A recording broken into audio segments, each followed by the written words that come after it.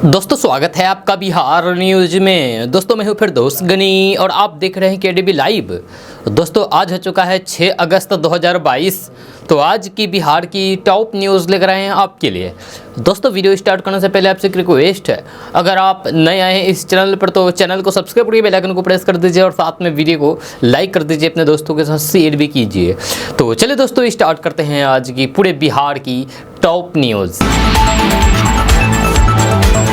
दोस्तों बिहार न्यूज में आज सबसे पहले बात करते हैं कि बिहार में शराबबंदी के बावजूद भी सारण जिला में जहरीली शराब पीने से लगातार जाने जा रही है। सारण के मकेर थाना क्षेत्र में जहरीली शराब पीने से अब तक कुल 10 लोगों की जान चली गई है, जिसमें 7 लोगों की जान पटना पीएमसीएच में इलाज के क्रम में गई है, जहां वहीं 2 लोगों की हालात नाजुक बनी हुई है।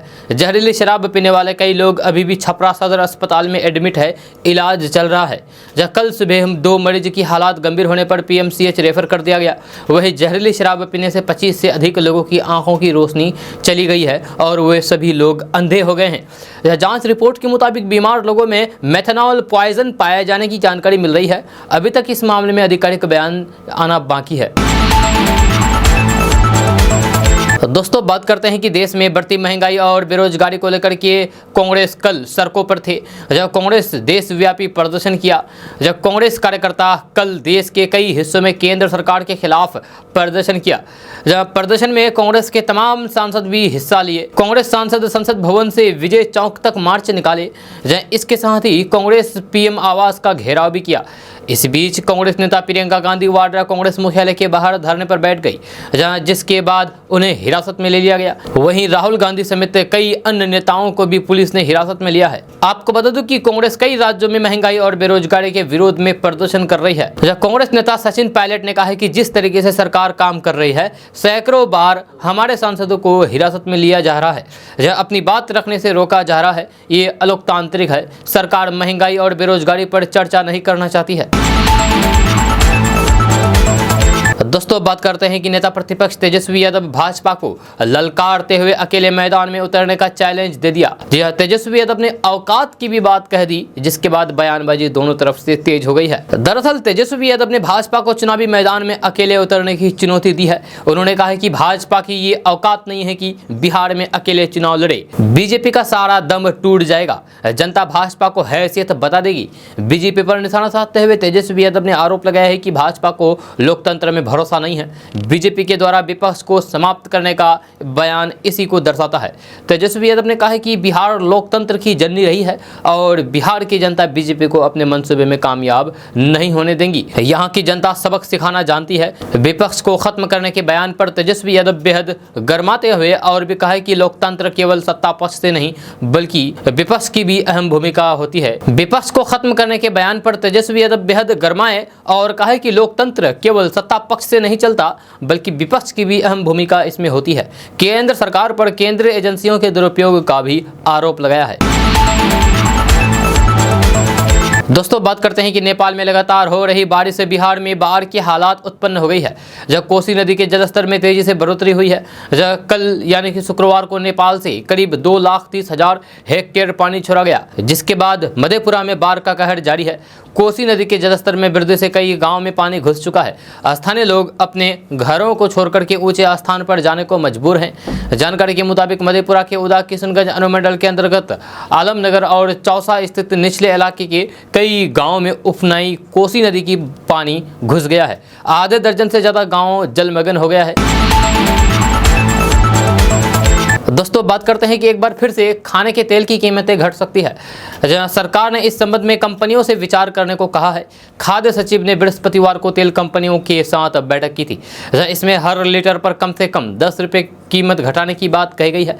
इससे लोगों को राहत मिलेगी। हालांकि हाल ही में तेलों की कीमतें 30 रुपये प्रति लीटर तक घटी थी।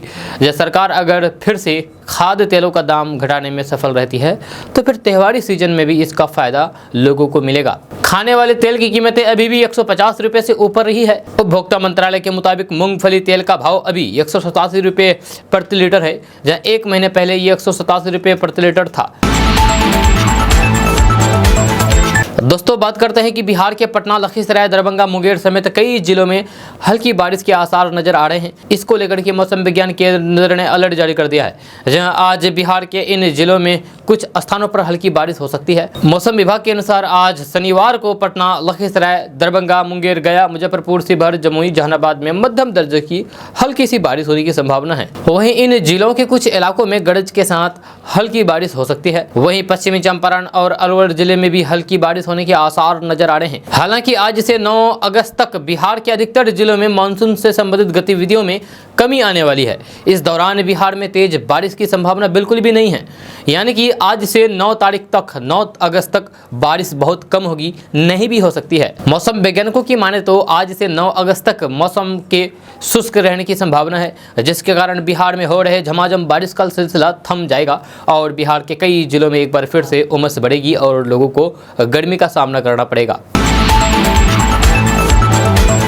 दोस्तों बात करते हैं कि बिहार के भागलपुर, मुजफ्फरपुर, पूर्णिया समेत 18 जिलों के किसान आम और लीची के पेड़ों को स्वस्थ रखने के लिए बिहार बाग उत्थान अभियान योजना में ऑनलाइन के द्वारा आवेदन कर सकते हैं। इसके लिए बिहार कृषि विभाग ने नोटिफिकेशन जारी कर दिया है। खबर के अनुसार बिहार बाग उत्थान अभियान योजना के तहत सरकार आम और लीची के पेड़ों को दीमक और फफूंद जैसे जीवाणु से बचाने के लिए अनुदान देगी।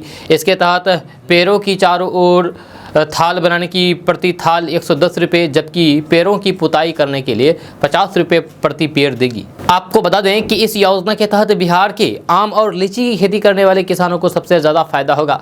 इस योजना का लाभ लेकर के किसान आम और लीची के पौधों को कीटाणु से बचा सकेंगे। इससे किसानों की पैदावार अच्छी होगी। इसमें आवेदन करने की तिथि के बारे में बात करें तो बिहार के किसान 2 अगस्त 2022 से लेकर के 20 अगस्त 2022 तक ऑनलाइन के द्वारा आवेदन कर सकते हैं और आवेदन करने के लिए वेबसाइट है www.horticulture.bihar.gov.in। जिन जिलों के किसानों को फायदा मिलेगा वह है भागलपुर, मुजफ्फरपुर, पूर्णिया, दरभंगा, वैशाली, समस्तीपुर, पूर्वी चंपारण, पश्चिमी चंपारण, मधुबनी, सीतामढ़ी, बांका, कटिहार, शिवहर, सहरसा, खगड़िया, मधेपुरा, सुपौल और अररिया। दोस्तों बात करते हैं कि बिहार में रहने वाले लोगों के लिए बड़ी खबर सामने आ रही है। ताज़ा रिपोर्ट्स के मुताबिक बिहार के पटना, समस्तीपुर, नालंदा, मुंगेर समेत 16 जिलों में जल संकट की स्थिति उत्पन्न होने वाली है। अगर कोई जरूरी कदम नहीं उठाया गया तो फिर आने वाले समय में बड़ी मुश्किल पैदा हो जाएगी। एक रिपोर्ट्स की माने तो बिहार के इन जिलों में जमीन के अंदर का भूजल 6 से 9 मीटर तक नीचे चला गया है, जो कि जल संकट का बहुत बड़ा संकेत माना जा रहा है। भूजल स्तर नीचे जाने से राज्य के नलकूपों की स्थिति भी लगातार बिगड़ रही है। आपको बता दें कि जल विशेषज्ञ RK सिन्हा ने जानकारी देते हुए कहा है कि बिहार के सभी जिलों में भूगर्भ जल तेजी के साथ नीचे जा रहा है, जिसका सबसे बड़ा कारण यह है कि भूजल का रिचार्ज नहीं हो पा रहा है और हम लगातार उसका दोहन कर रहे हैं। दोस्तों बात करते हैं कि बिहार में रहने वाले लोगों के लिए सरकार के द्वारा सब्सिडी पर सोलर प्लेट उपलब्ध कराया जा रहा है।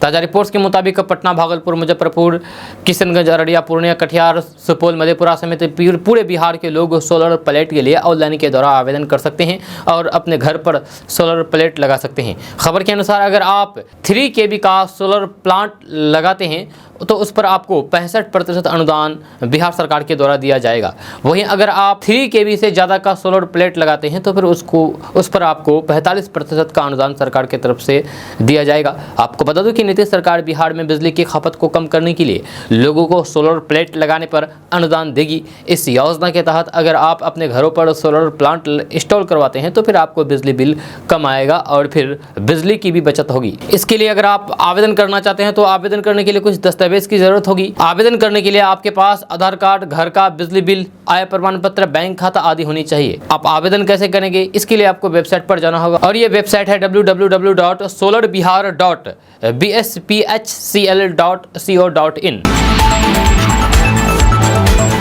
दोस्तों बात करते हैं कि बिहार के पूर्णिया से एक बड़ी खबर सामने आ रही है। ताज़ा रिपोर्ट्स के मुताबिक पूर्णिया में अवैध तरीके से निर्माण किए गए अपार्टमेंट, नर्सिंग होम, मॉल और बड़े बिल्डिंग पर कार्रवाई की जाएगी। इसको लेकर के नगर निगम ने तैयारी शुरू कर दी है। खबर के अनुसार पूर्णिया में कई ऐसे अपार्टमेंट, नर्सिंग होम, मॉल और मार्केट है जिनका नक्शा भी बना और पास भी हुआ, पर उसका निर्माण कार्य नक्शा को दरकिनार किया गया, जहाँ अब ऐसे लोगों पर जल्द ही बड़ी कार्रवाई की जाएगी। खबर के अनुसार पूर्णिया में न केवल नए बल्कि 10 साल पहले बने कई अपार्टमेंट, मॉल और नर्सिंग होम ऐसे हैं जिन्होंने नक्शा को दरकिनार करके निर्माण किया है। निगम अब इन सभी अपार्टमेंट, नर्सिंग होम, मॉल और मार्केट की जांच करेगी और इन पर कार्रवाई की जाएगी। दोस्तों बात करते हैं कि बिहार के पटना से बड़ी खबर सामने आ रही है। ताजा रिपोर्ट्स के मुताबिक पटना सदर, पटना सिटी, मसूरी और दानापुर में 1.25 लाख राशन कार्ड रद्द कर दिया गया है। जहां अब इन लोगों को सरकार के द्वारा राशन कार्ड से संबंधित किसी तरीके के लाभ नहीं मिलेंगे। जहां खबर के अनुसार बिहार सरकार ने अपात्र लोगों को राष्ट्रीय खाद्य सुरक्षा अधिनियम के दायरे से बाहर करने के लिए जाँच अभियान शुरू किया है। इस अभियान के तहत बिहार के सभी जिलों में राशन कार्ड की जाँच चल रही है और अपात्र लोगों को राशन कार्ड रद्द कर दिया जा रहा है। दोस्तों बात करते हैं कि बिहार की राजधानी पटना से बड़ी खबर सामने आ रही है। ताज़ा रिपोर्ट्स के मुताबिक बिहार के सभी स्कूल 15 अगस्त को खुलेंगे। इस दिन स्कूल में स्वतंत्रता दिवस को सेलिब्रेट किया जाएगा और कई तरह के कार्यक्रम आयोजित किए जाएंगे। आपको बता दूं कि प्रधानमंत्री नरेंद्र मोदी द्वारा चलाए जा रहे हर घर तिरंगा अभियान को लेकर के देश भर में बड़ी तैयारी की जा रही है। वहीं इसको लेकर के बिहार में भी तैयारी शुरू हो गई है। इस साल सरकार स्वतंत्रता दिवस की 75वीं वर्षगांठ को अमृत महोत्सव के रूप में मना रही है। खबर के अनुसार इस मौके पर स्कूलों में विभिन्न तरह के कार्यक्रम का आयोजन किया जाएगा, जिसमें छात्र छात्राओं की भूमिका अहम होगी। इसको लेकर के सरकार की ओर से दिशा निर्देश जारी कर दिया गया है। आपको बता दूं कि इस दिन सरकारी के साथ साथ प्राइवेट स्कूलों में भी कई तरह के कार्यक्रम आयोजित होंगे। बिहार के पथ निर्माण मंत्री नितिन नवीन ने इस संदर्भ में बिहार के सभी प्राइवेट स्कूलों के साथ बैठक की है, जिसमें नितिन नवीन ने 15 अगस्त को सभी स्कूल खुले रहने के निर्देश दिए हैं। यानी कि इस दिन सरकारी से लेकर के प्राइवेट स्कूल भी खुले रहेंगे। दोस्तों बात करते हैं कि भाजपा सांसद और भोजपुरी गायक मनोज तिवारी को पुलिस ने बड़ा झटका दिया है। दरअसल बिना हेलमेट के बाइक चलाना मनोज तिवारी को महंगा पड़ा है। जब फोटो वायरल होने पर पुलिस ने उन्हें 21,000 रुपए का चालान भेजा है। आरोप है कि उन्होंने हेलमेट, लाइसेंस, PUC प्रमाण पत्र और HSRP प्लेट से जुड़े नियमों का उल्लंघन किया। दिल्ली पुलिस ने बाइक रैली में नियमों का उल्लंघन करने पर मनोज तिवारी को ये फटकार लगाया है। जहां वाहन के मालिक पर भी PUC और HSRP उल्लंघन के लिए 20,000 रुपए का चालान हुआ है। दिल्ली में आजादी का अमृत महोत्सव अभियान के तहत सांसदों ने तिरंगा यात्रा निकाली थी। सांस्कृतिक मंत्रालय की ओर से आयोजित इस तिरंगा यात्रा में तमाम सांसद बाइक पर तिरंगा लेकर के सड़कों पर नजर आए।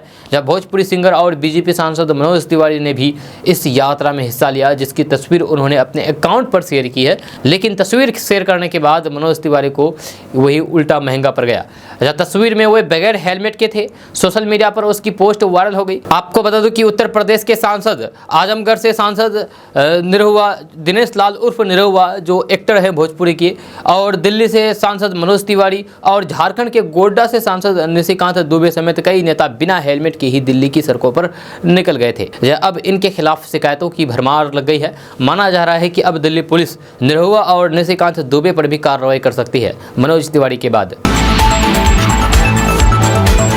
तो दोस्तों बात करते हैं कि BPSC ने बीते गुरुवार को स्कूलों में हेड मास्टर की नियुक्ति का रिजल्ट जारी कर दिया है, जिसमें 6421 खाली पड़े पदों में से सिर्फ 421 ही सफल हो सके हैं, जबकि 6000 सीटें अब खाली रह गई है।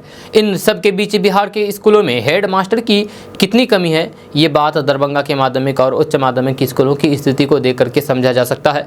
यहाँ 347 स्कूलों में से सिर्फ 2 में ही HM नियुक्त है। बाकी स्कूलों में प्रभारी HM से ही काम चलाया जा रहा है। यहाँ 347 स्कूलों में सिर्फ 2 ही हेड मास्टर बहाल है। बाकी स्कूलों में प्रभारी हेड मास्टर से ही काम चलाया जा रहा है। दोस्तों बात करते हैं कि बिहार के स्वास्थ्य मंत्री मंगल पांडे ने कहा है कि मंकी पॉक्स के संभावित खतरे को लेकर के स्वास्थ्य विभाग अलर्ट मोड पर है और इस बीमारी की गंभीरता को देखते हुए बिहार सरकार विशेष कदम उठा रही है। मिनिस्टर मंगल पांडे ने कहा है कि इसको लेकर के विभाग स्वास्थ्य कर्मियों के क्षमता पूर्वक पर विशेष ध्यान दे रहा है। मंकी पॉक्स की गंभीरता को देखते हुए इसके प्रभावी सर्विलांस एवं लैब टेस्टिंग पर विभाग द्वारा विशेष जोर दिया जा रहा है। उन्होंने कहा है कि इसके लिए हर जिले के माइक्रोबायोलॉजिस्ट और लैब टेक्नीशियन को बुधवार को पटना में प्रशिक्षण दिया गया है। दोस्तों बात करते हैं कि राजधानी पटना में एनडीए के घटक दलों में खींचतान की बात चल रही है। राजधानी पटना में बीजेपी के संयुक्त मोर्चा की बैठक में बीजेपी अध्यक्ष जेपी नड्डा ने बयान दिया था कि आगामी लोकसभा और फिर विधानसभा चुनाव में एनडीए के घटक दल एक साथ ही चुनाव लड़ेंगे। इस बारे में जदयू के राष्ट्रीय अध्यक्ष ललन सिंह ने कहा है कि पहले हमारी पार्टी पूरे बिहार में संगठन को मजबूत बनाएगी, उनके बाद इस बात पर विचार किया जाएगा कि आगामी चुनाव कैसे लड़ना है।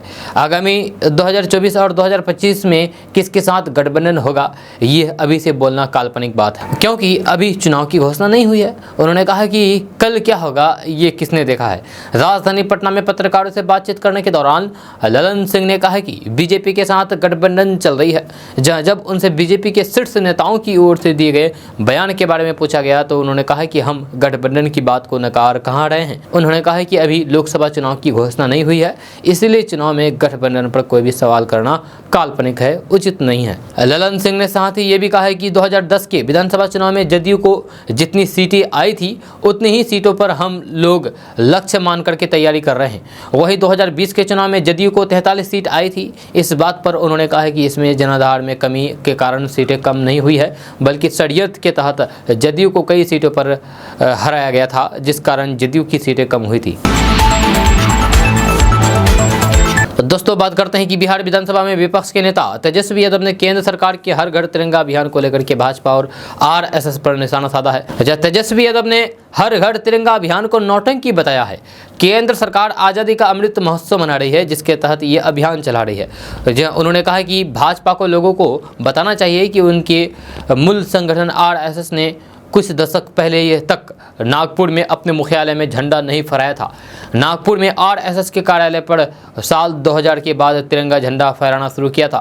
तेजस्वी यादव ने बीजेपी और फिर केंद्र सरकार के तिरंगा अभियान पर कटाक्ष करते हुए कहा कि तिरंगा हर नागरिक के दिल में रहता है, देश के लोग इसकी इस नौटंकी से प्रभावित कभी नहीं होंगे। बिहार के नेता प्रतिपक्ष तेजस्वी यादव ने केंद्र सरकार की जाँच एजेंसियों पर भी बड़ा हमला किया है।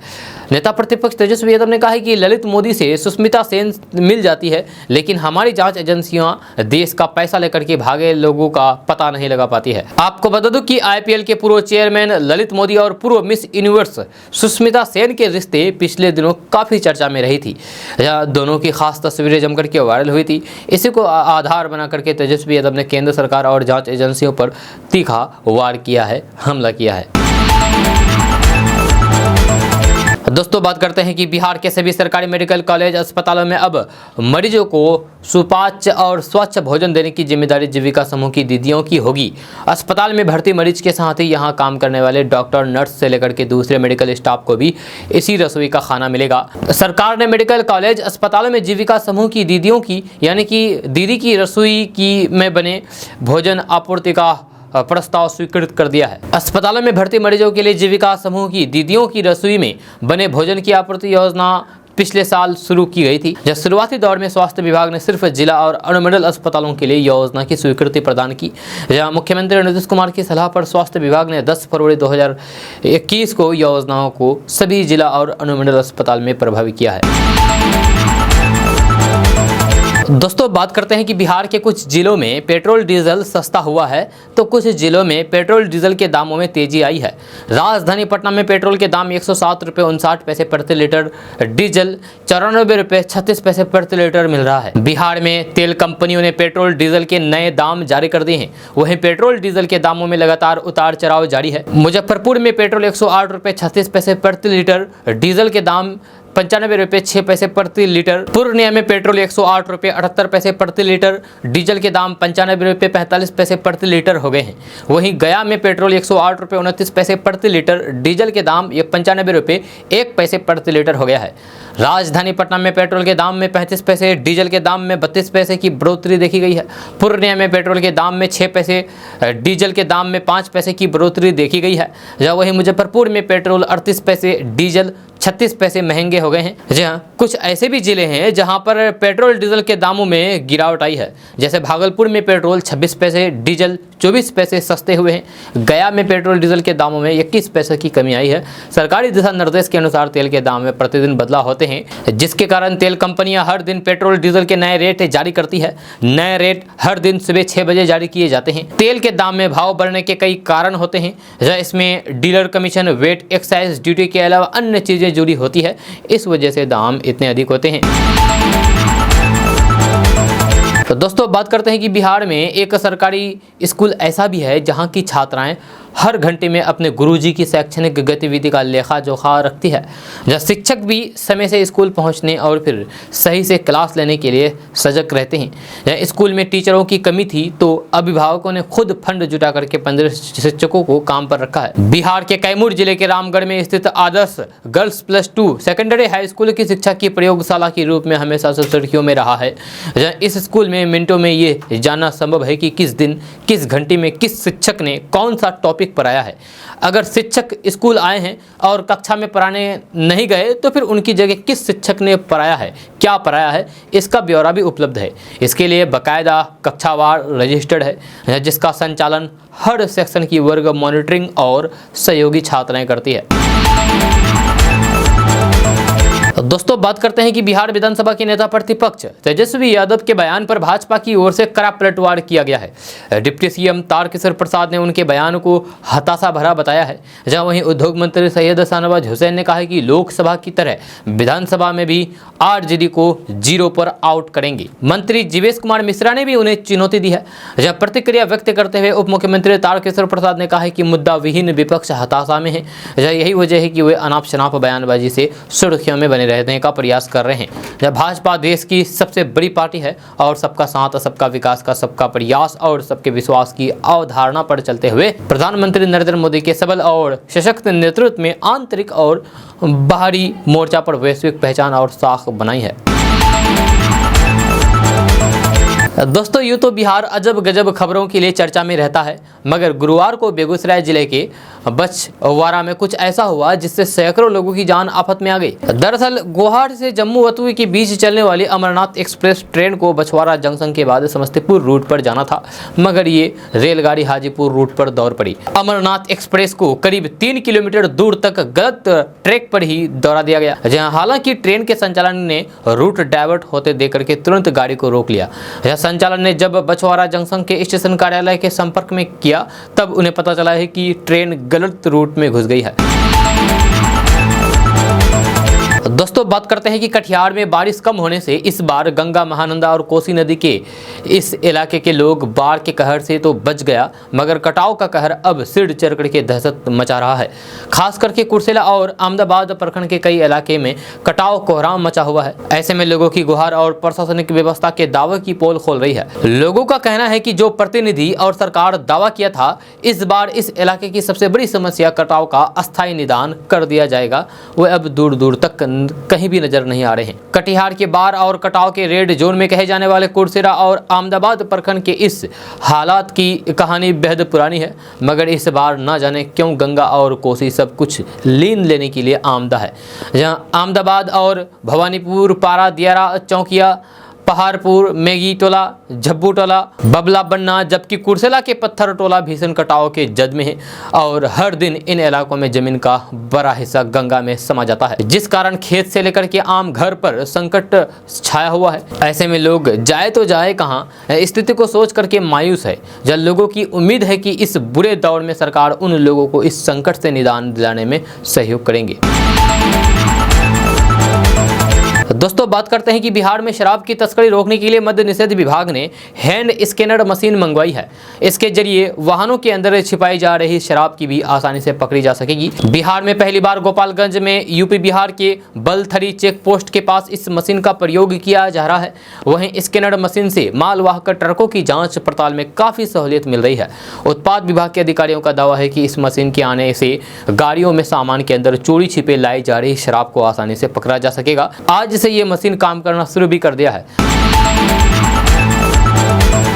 दोस्तों बात करते हैं कि बिहार में मनरेगा से जुड़ी योजनाओं में करोड़ों की हुई हेराफेरी से अकुत संपत्ति बनाने वाले 1 दर्जन से अधिक अधिकारी, मुखिया और संवेदकों की कुंडली खंगालने में जुट गया है। यहाँ डाक खुदाई, फर्जी जॉब कार्ड से निकासी, बिना मिट्टी भराई और ईंट सोलिंग से ही सड़क निर्माण की राशि निकासी और फिर मनरेगा से जुड़ी अन्य योजनाओं में अनुचित लाभ कमा करके अकुत संपत्ति अर्जित करने को लेकर के मिली ऑनलाइन शिकायत के बाद ग्रामीण विकास मंत्रालय के सचिव ने ऐसे दागियों की बकायदा सूची तैयार की है। जब मामले में सचिव ने ईडी को पत्र लिखा है, उसके बाद ईडी की टीम बिहार के उन दागियों से जुड़ी संपत्तियों का पता लगा रही है।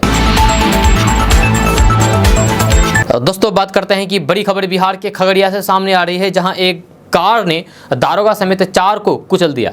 जहां घटना के बाद सभी लोग गंभीर रूप से घायल हो गए हैं, जिन्हें अस्पताल में एडमिट कराया गया है। मौके से पुलिस ने ड्राइवर को गिरफ्तार कर लिया है। घटना चित्रगुप्त नगर थाना के फ्लाईओवर ब्रिज की है। घटना को लेकर के जो जानकारी सामने आई है उसके मुताबिक खगड़िया में कार ने दारोगा समेत 4 को रौंद डाला। जहां घटना की चपेट में आए सभी लोगों की स्थिति गंभीर बताई जा रही है। फिलहाल इन सभी को अस्पताल में भर्ती कराया गया है, जहां उनका इलाज जारी है। जहां घटना के बाद इलाके में हरकत मच गया है। हालांकि समय रहते पुलिस ने चालक को गिरफ्तार भी कर लिया है। यह घटना चित्रगुप्त नगर थाने के फ्लाईओवर ब्रिज की बताई जा रही है। दोस्तों बात करते हैं कि बिहार में मनचलों का मनोबल इतना बढ़ गया है कि वे खुलेआम लड़कियों के साथ छेड़खानी करने लगे हैं। ताज़ा मामला बिहार के मुंगेर जिला का है, जहां बहन के साथ छेड़खानी का एक भाई को विरोध करना भारी पड़ गया। जब भाई ने बहन के साथ हो रही बदसलूकी के बाद मनचलों को समझाने की कोशिश की तो फिर बदमाशों ने भाई को जमकर की पिटाई कर दी। बताया जा रहा है कि लड़की जब स्कूल जाती थी तो फिर मनचले उसे परेशान करते थे। जब मामला बिहार के मुंगेर जिले के पुराब सराय ओपी क्षेत्र के मिन्नत नगर का है। यहाँ हाजी सुजान के रहने वाले मैकेनिक शहजाद की बहन के साथ लगातार छेड़खानी की जा रही थी। उसकी छोटी बहन उर्दू मध्य विद्यालय मिन्नत नगर में पढ़ाई करती थी। दोस्तों बात करते हैं कि कोरोना संकट के कारण लगातार तीसरे साल बिहार में स्वतंत्रता दिवस समारोह भव्य आयोजन के अभाव में सादा और फीका नजर आएगा। मुख्यमंत्री नीतीश कुमार पटना के गांधी मैदान में गिने चुने लोगों की मौजूदगी में तिरंगा फहराएंगे। यह समारोह में दूसरे राज्यों से मेहमान नहीं बुलाए जाएंगे। आम लोगों की भी एंट्री पर बैन लगाया गया है। इसे लेकर के बिहार कैबिनेट सचिवालय ने सर्कुलर जारी कर दिया है। कैबिनेट सचिवालय के सर्कुलर के अनुसार बिहार में 75वें स्वतंत्रता दिवस का मुख्य समारोह पटना के मैदान में सादगी पूर्वक आयोजित किया जाएगा। कोरोना संक्रमण से बचाव की एहतियात के तहत इस साल भी बड़ा आयोजन नहीं किया जाएगा। राजधानी पटना के अलावा बिहार के किसी भी अन्य जगह सांस्कृतिक कार्यक्रम का आयोजन नहीं किया जाएगा। पटना गांधी मैदान के मुख्य समारोह में मुख्यमंत्री नीतीश कुमार राष्ट्र ध्वज फहराएंगे।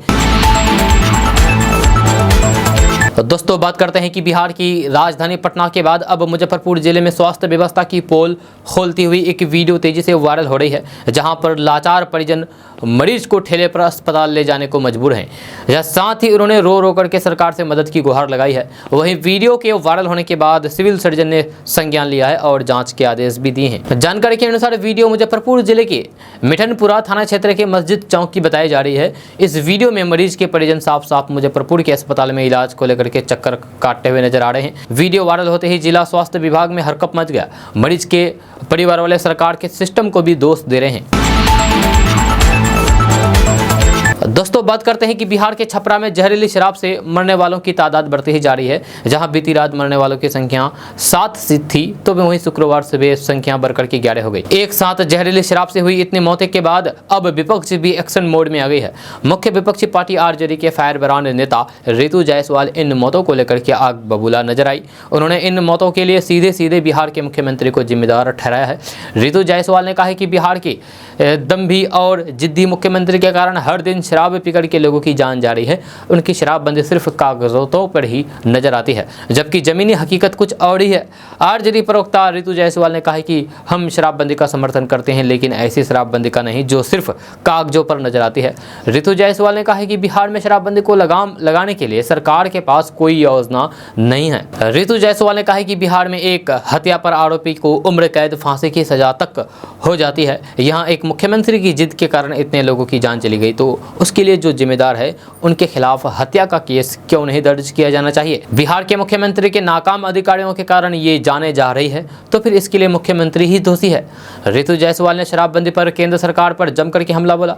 जहां हाल ही में गुजरात में जहरीले शराब से 40 लोगों की जान गई थी। जहां इसका घटना का जिक्र करते हुए उन्होंने कहा कि शराबबंदी के नाम पर सिर्फ दिखावा किया जा रहा है। ऐसे शराबबंदी की आवश्यकता नहीं है जो सिर्फ कागजों तक सीमित है। दोस्तों बात करते हैं कि कांग्रेस नेता राहुल गांधी ने शुक्रवार को महंगाई और रोजमर्रा के सामानों की बढ़ती कीमतों को लेकर के मोदी सरकार पर जमकर के निशाना साधा। राहुल गांधी ने कहा है कि आज देश में लोकतंत्र नहीं है, सिर्फ तानाशाही है। हम महंगाई का मुद्दा उठाते हैं, हमें संसद में बोलने नहीं दिया जाता है, जब बाहर प्रदर्शन करने पर गिरफ्तार कर लिया जाता है। राहुल गांधी ने कांग्रेस दफ्तर में प्रेस कॉन्फ्रेंस करके संबोधित करते हुए कहा कि 70 साल में देश बना, लेकिन बीजेपी ने 8 साल में इसे खत्म कर दिया।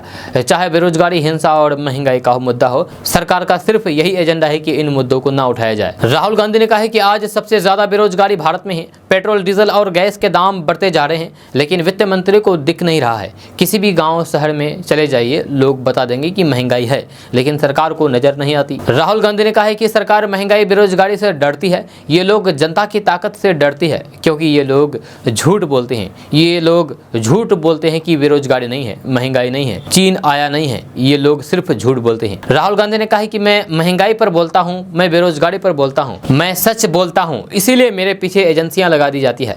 लेकिन मैं सच्चाई बोलने से नहीं डरता, मैं सच बोलता रहूंगा।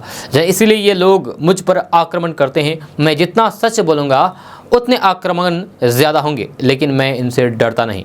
जितना मेरे ऊपर आक्रमण होता है उतना मैं सीखता हूं, मुझे अच्छा लगता है। राहुल गांधी ने कहा है कि हिटलर भी चुनाव जीत करके आया था, वे भी चुनाव जीतता था। हिटलर के पास जर्मनी के सभी संस्थानों का पूरा ढांचा था।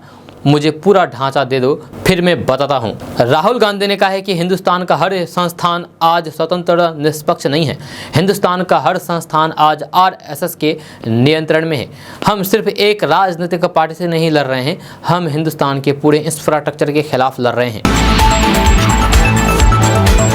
दोस्तों, आज का न्यूज़ बस यहाँ तक। कैसा लगा जरूर अपना सुझाव दीजिएगा नीचे कमेंट बॉक्स में कमेंट करके। अगर आप नए आए हैं इस चैनल पर तो फिर चैनल को सब्सक्राइब करके बेल आइकन को प्रेस कर दीजिए और साथ में वीडियो को लाइक कर दीजिए, अपने दोस्तों के साथ शेयर भी कीजिए। तो मिलते हैं फिर नेक्स्ट वीडियो में, तब तक के लिए जय हिंद, जय बिहार।